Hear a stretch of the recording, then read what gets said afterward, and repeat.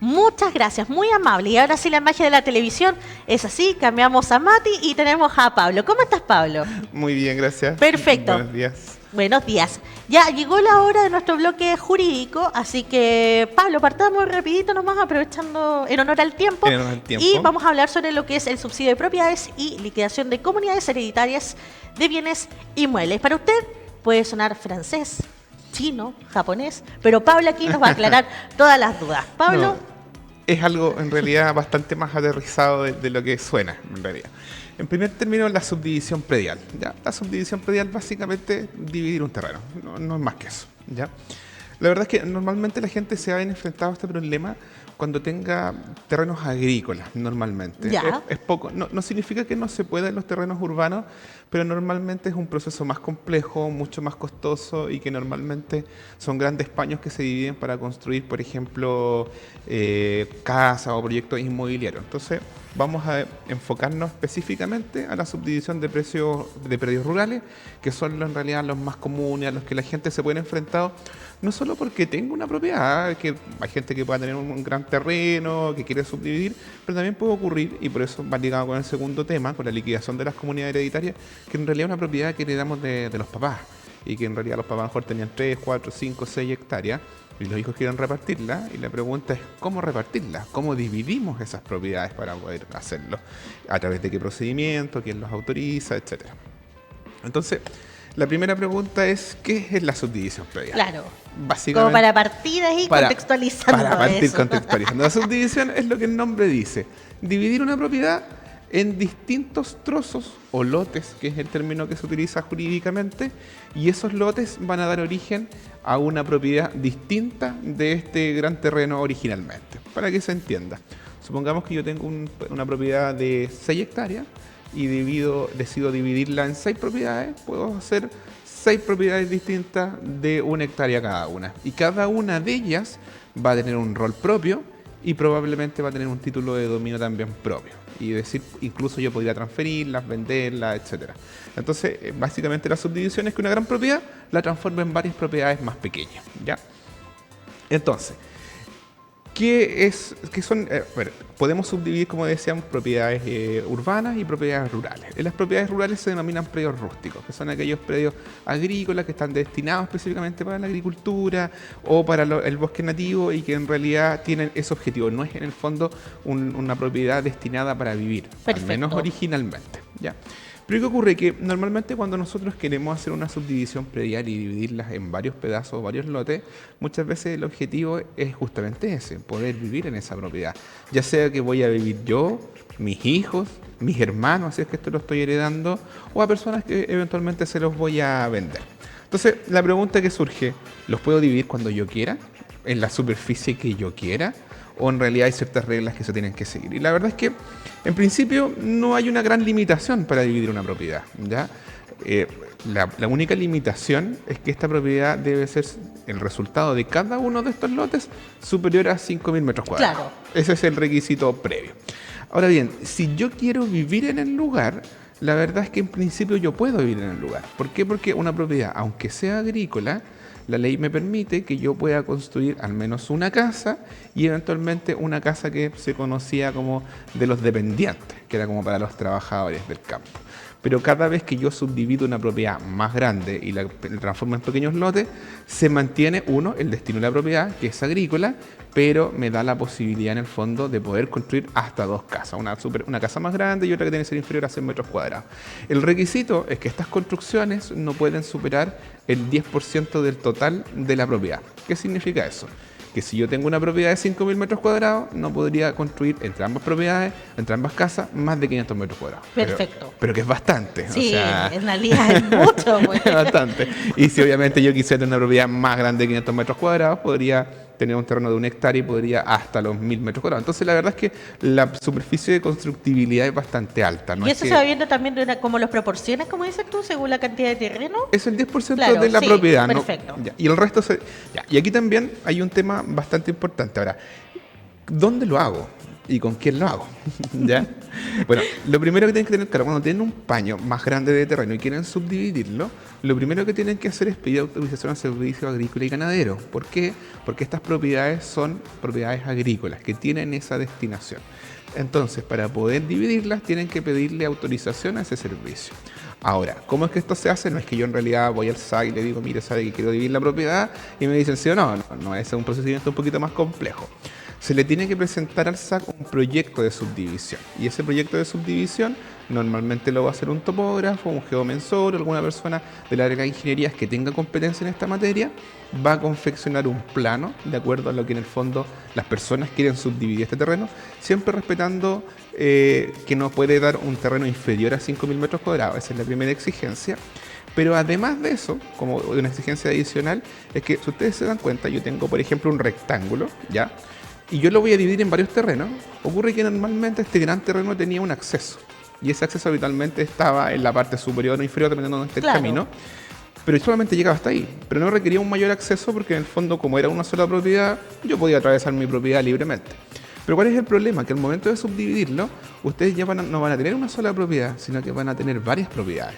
Entonces, en principio, yo no puedo pasar desde la primera propiedad hasta la última propiedad sin pedir un permiso. Entonces, lo que la ley dice, bueno, para evitar ese problema, cuando yo hago un proyecto de subdivisión, debo constituir algo que se denomina la servidumbre. Para que se entienda bien qué es una servidumbre, porque mucha gente habla de la servidumbre, pero no entiende muy bien qué es lo que es.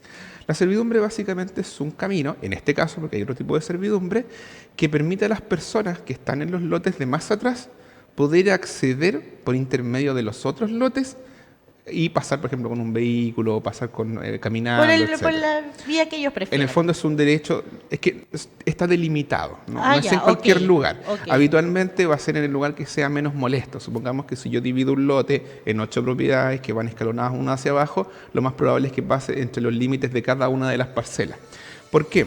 Porque este trozo de terreno, si bien en estricto rigor el dueño no lo pierde, sigue formando parte de la propiedad, no puede usarlo para nada más que sea el tránsito de las personas o de vehículos de las personas que están hacia abajo. Entonces, en estricto rigor esta servidumbre no me quita terreno, pero no puedo usarlo. O sea, al final es un poco de eso, de perder un terreno. Entonces, este es un consejo también que yo les puedo dar cuando ustedes quieran, por ejemplo, mejor no subdividir una propiedad, sino que ir a comprar una propiedad y les presenten el plano. Miren dónde está la servidumbre. Porque normalmente las servidumbres van a pasar por el límite de la propiedad. Supongamos que si el límite está en el lado norte, probablemente la servidumbre va a pasar por ahí y le va a quitar solo una franja de terreno. Pero puede ser el caso, y a veces ocurre, que la servidumbre atraviesa la mitad del predio. Si eso pasa, van a tener ustedes una propiedad que va a estar dividida en dos. Entonces es muy importante que en los planos ustedes se fijen dónde pasa la servidumbre y cuántos metros les quita la servidumbre. ¿Por qué? Porque también puede ocurrir que la servidumbre no pase entre medio de los dos predios, si es que tengo un predio colindante, sino que pase solamente por mi terreno. Y la cantidad de terreno que voy a perder puede ser considerable. Entonces, habitualmente, las parcelas que están atrás, hacia el fondo, si bien a lo mejor están un poquito más alejadas del camino principal, va a ocurrir que no tienen servidumbre. ¿Por qué? Porque la servidumbre permite a los parceleros llegar hasta su propiedad. Pero como estoy en la última, no tengo que darle derecho de paso a nadie y por ende tengo mi propiedad completa. Entonces, ese en realidad es un tip para que cuando ustedes quieran comprar una propiedad que fue fruto de una subdivisión, revisen el plano, porque les van a decir, no, si mide 5.000 metros cuadrados. Pero la servidumbre les va a quitar una porción de terreno. Entonces eso es muy, muy claro. Porque mucha gente de repente llega a su propiedad y dice, pero no mide 5.000 metros cuadrados, mide 4.300. ¿Por qué? Porque perdieron 700 metros por la servidumbre. Y no es que les van a hacer un descuento por eso, les van a cobrar los mismos. Así que lo tengan bastante claro, ¿ya? Entonces, como decíamos, cuando se hace un proyecto de subdivisión, aparte de respetar los 5.000 metros cuadrados, tiene que haber una servidumbre que le permita el tránsito a las demás personas, ¿ya?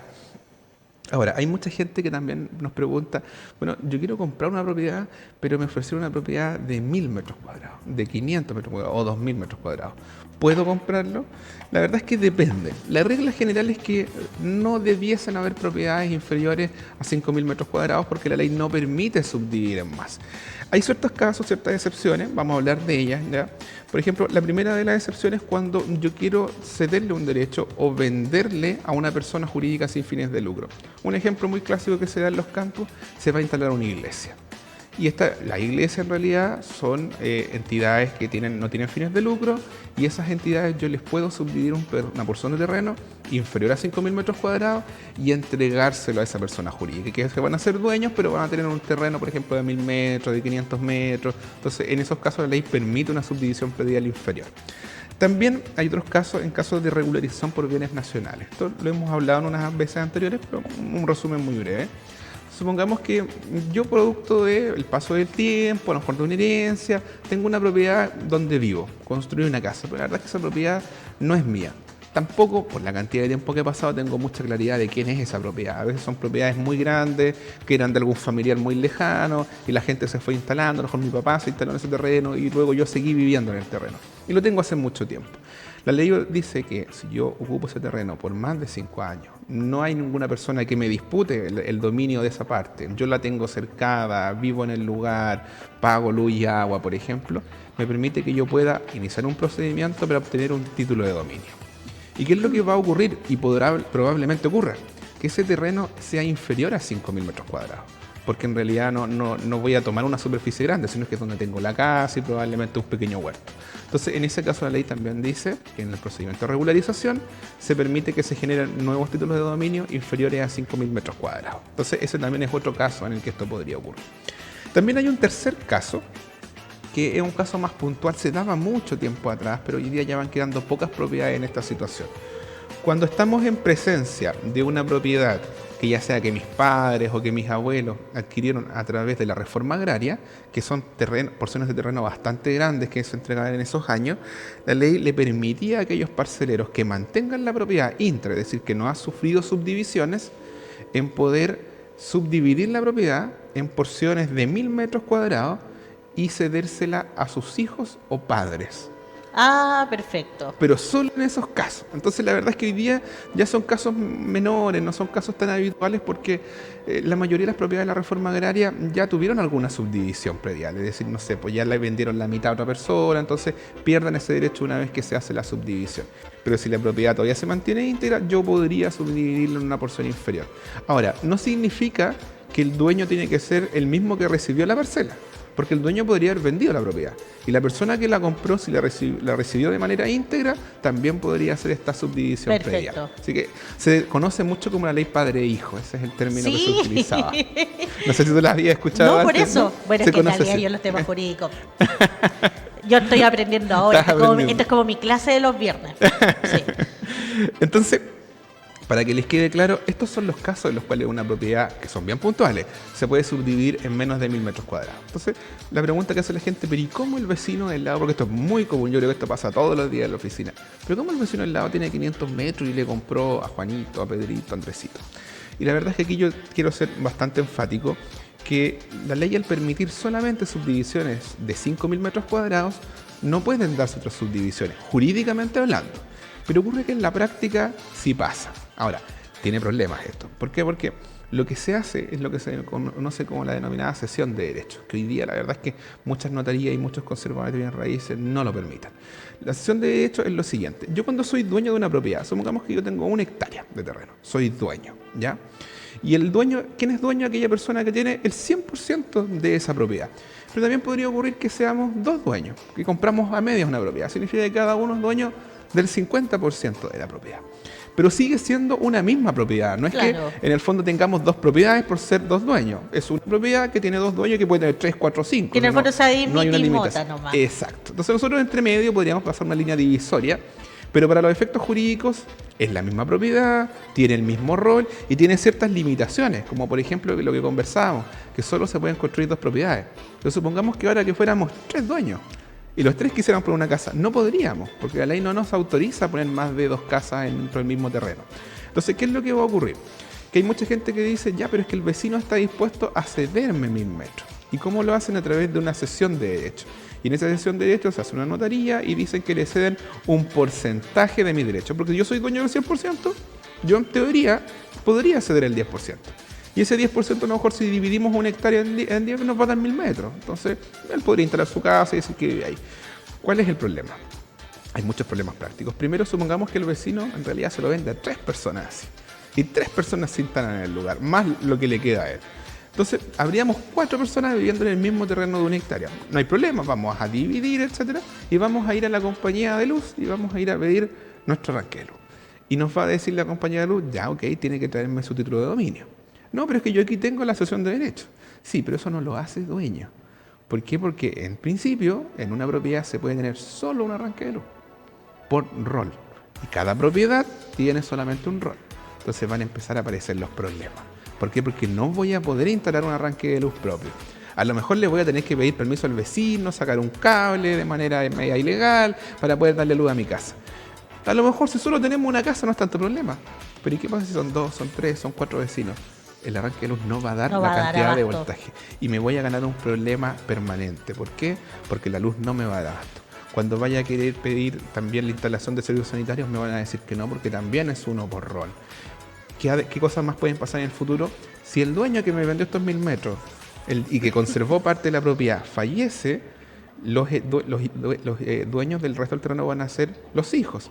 Y nos vamos a encontrar que ya no somos 2 o 3 o 4 dueños, ahora vamos a ser 10 dueños. ¿Y qué pasa si uno de los hijos quiere vender la propiedad? Y no estamos de acuerdo, la ley le permite a ese heredero forzar la venta. ¿Por qué?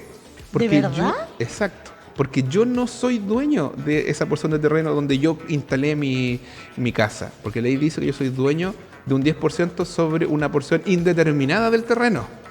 Entonces, como es una porción indeterminada del terreno, de partida no vamos a poder subdividirlo. Porque alguien podría decir, ya, pero no importa, nos arreglamos entre todos y nos dividimos. Que jurídicamente no se puede. No se puede. Porque estoy dividiendo en menos de 5 metros cuadrados. Entonces, ¿qué es lo que va a ocurrir si es que uno de los herederos no está de acuerdo y quiere iniciar un juicio de partición? Me van a forzar a vender la propiedad o yo comprar todo el paño de 1 hectárea. O de media hectárea, porque ahí podríamos dividirla en 2, evidentemente. Claro, que hasta 2 se puede... Entonces, la verdad es que no podría recomendar el comprar derechos porque les van a traer muchos problemas a largo plazo. Y además de eso, si ustedes, por ejemplo, el día de mañana quieren ir a la municipalidad a regularizar su propiedad o pedir un permiso de edificación, la municipalidad tampoco se los va a dar porque no son dueños de la propiedad. Entonces alguien podría decir, pero no importa, construye igual. Si al final mucha gente va y construye. El problema es que a lo mejor en 5 años, en 8 años, en 10 años va a venir la municipalidad y lo va a fiscalizar. Y les va a decir que tienen que tener su permiso de edificación. Y ustedes van a iniciar los trámites y se van a dar cuenta que no pueden pedir un permiso de edificación porque ya hay otra casa construida en el lugar. Y no van a poder hacerlo nunca, porque no van a poder ni subdividir ni obtenerles un permiso de edificación. Y el problema es que mucha gente va a decir, bueno, voy a pagar una multa. No, lo que pasa es que la sanción que tiene que aplicar la municipalidad es la demolición de la obra. Entonces, claro, es un problema que a largo plazo es tremendamente complejo.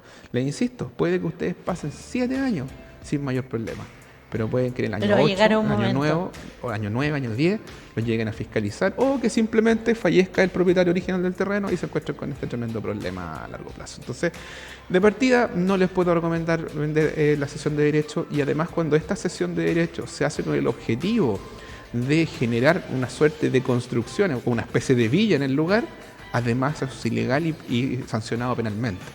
Entonces se meten en un problema tremendo quien vende de esta manera y quien compra también. Entonces no es algo que les pueda recomendar, evítenlo. Yo entiendo que mucha gente lo hace porque dice, bueno, mira, 5.000 metros me salen 30 millones de pesos, 40 millones de pesos, porque la propiedad está bastante cara hoy día. Y los 1.000 metros me salen 6 millones, 7 millones, claro. Parece ser más accesible en principio, pero lo que va a generar es que probablemente ese dinero a largo plazo lo van a perder. No se va a perder, claro. Así que por ahí no se los puedo recomendar. Valor. Y pasa mucho. Me dejaste peinar con todo esto, claro, porque uno piensa que teniendo el terreno ya se puede hacer y deshacer, básicamente si uno es propietario. Pero claro, como decías tú, el tema de los servicios básicos, el tema de los permisos de edificación. Entonces, es todo un cuento el que hay que considerar al momento de comprar un terreno o tratar de hacer estas subdivisiones que a veces se hacen ahí al interior de estos predios. Y también mucha gente a veces dice, ya, pero no importa, porque hablamos del procedimiento de regularización, total en 5 años voy a poder regularizar. Ojo con esto, la verdad es que si bien en principio la ley de regularización de la pequeña propiedad raíz, que es el procedimiento de regulación en bienes nacionales, no fue creado para esto, ocurre que sí, mucha gente ha regularizado. Pero pasa que hoy día el procedimiento de regularización está cada día más complejo. Hay una serie de instrucciones al interior del Ministerio de Bienes Nacionales justamente para evitar que personas que compraron de esta manera puedan regularizar. Porque si no, al final del día sería una forma de eludir la ley. Porque si yo no puedo subdividir menos de 5.000 metros cuadrados, no puedo inscribir el conservador de bienes raíces, no puedo sacar luz, no puedo sacar agua, lo lógico es que esa persona no pueda regularizar nunca. Y no porque en realidad la ley quiera ser mala con esa persona, sino que es para evitar, y les voy a poner un ejemplo que esto ocurrió mucho en la región metropolitana, que yo tome un paño, por ejemplo, de 10 hectáreas y cada hectárea la divida en 1.000 metros. En el fondo estoy construyendo en cada una de esas propiedades más de 100 casas.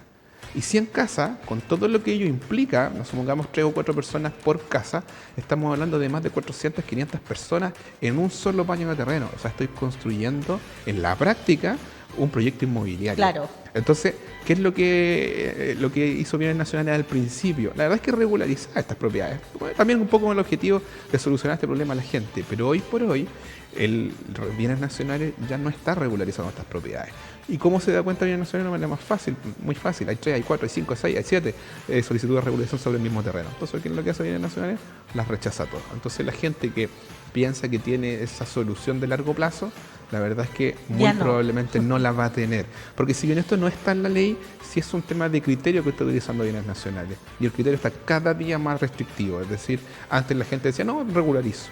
Y hoy por hoy la mayoría de esas solicitudes está siendo rechazada por parte de Bienes Nacionales. Porque va en coherencia también con todos los esfuerzos para que esto no ocurra, ¿ya? Y por último, una temática bastante más pequeña que voy a hacer porque hay mucha gente que dice, ya, pero la verdad es que yo no compré un terreno de 1.000 metros, sino que yo tenía, mis papás tenían 5.000 metros cuadrados o tenían 3 hectáreas, 4 hectáreas y fallecieron mis papás. Y somos 7 hermanos. Entonces nos encontramos con un terreno bastante grande y ¿qué hacemos con él? ¿Ya? Y aquí hay 2 posibilidades, que encontremos hermanos que están súper enfrentados, que no tienen posibilidad de ninguna de llegar a acuerdo, que uno vive en el terreno y le impide al otro el acceso.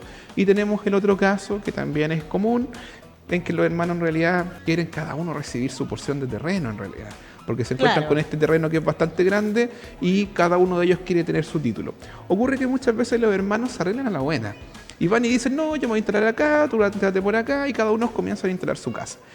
Pero nuevamente se encuentran con el mismo problema, porque estamos hablando de, por muy grande que sea el terreno, es solo un terreno, es solo una propiedad que tiene solo un rol. Entonces, cuando vayan a solicitar los permisos de edificación, los trámites para hacer la luz y los servicios básicos, se van a encontrar con el mismo problema que la persona que tiene un terreno de 500 metros o de 1.000 metros, que les van a decir no, porque solamente puede construir 2 casas dentro de un terreno de este tamaño y solo un arranquero.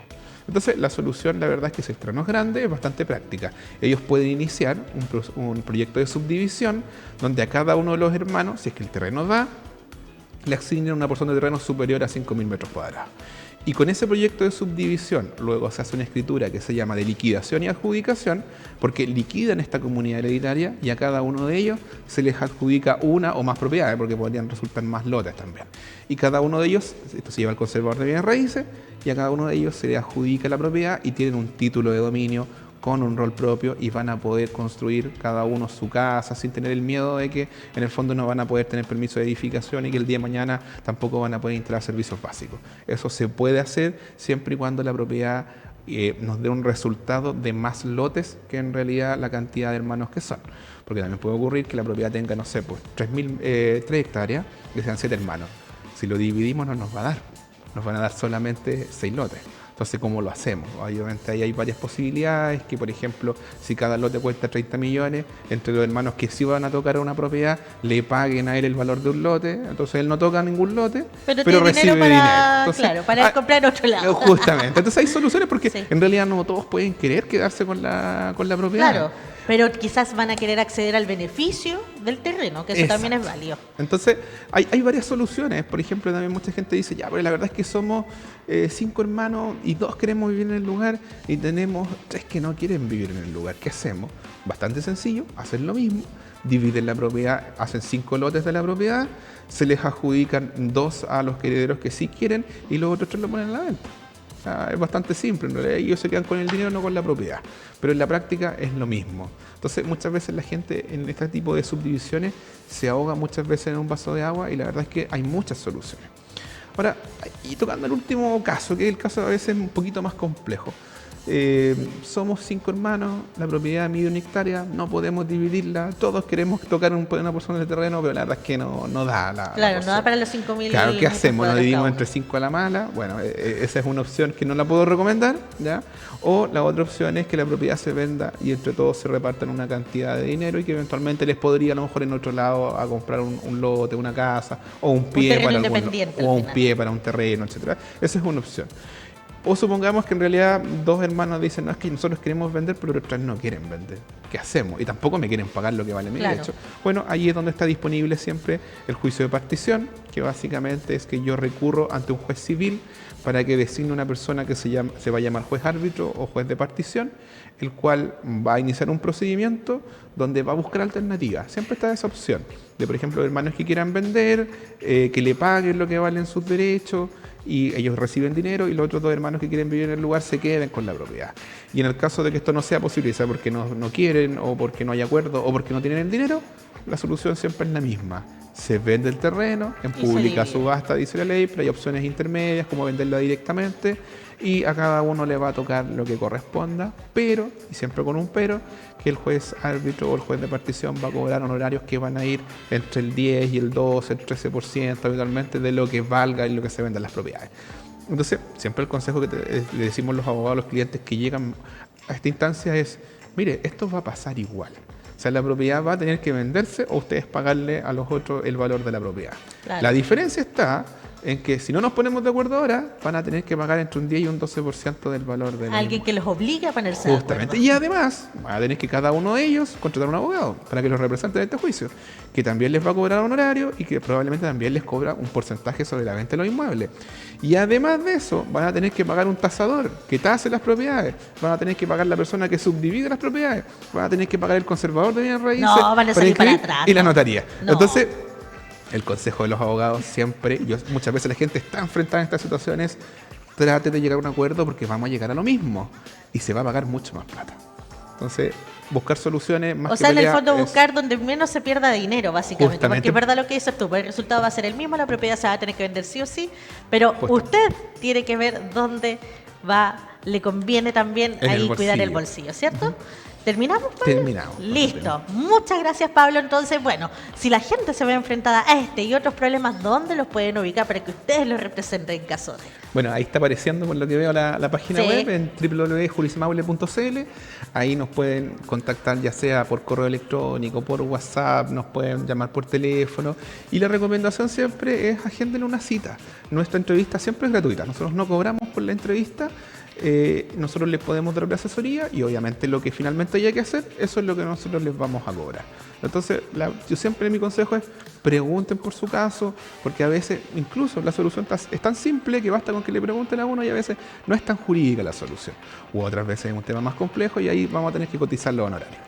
Perfecto. Pablo, muchas gracias por estar con nosotros. Nos volvemos a encontrar la próxima semana, ya sea contigo, con Patricio. Isidora, no sé si estará de vuelta ya Está para de esa fecha. Por eso, vacaciones. estará de vuelta para esa fecha la Isi que lo está pasando En el chancho. Caribe, parece. En el Caribe, sí, está en Colombia. Así que eso, muchas gracias por estar con nosotros el día de hoy, como todo. Igual, muchas gracias. De esta forma ya nosotros comenzamos a despedirnos. Muchas gracias por su sintonía. Los invito a continuar con la programación de Canal 30 durante el fin de semana y nosotros nos volvemos a encontrar el lunes. Que tengan un excelente día. Chao, chao.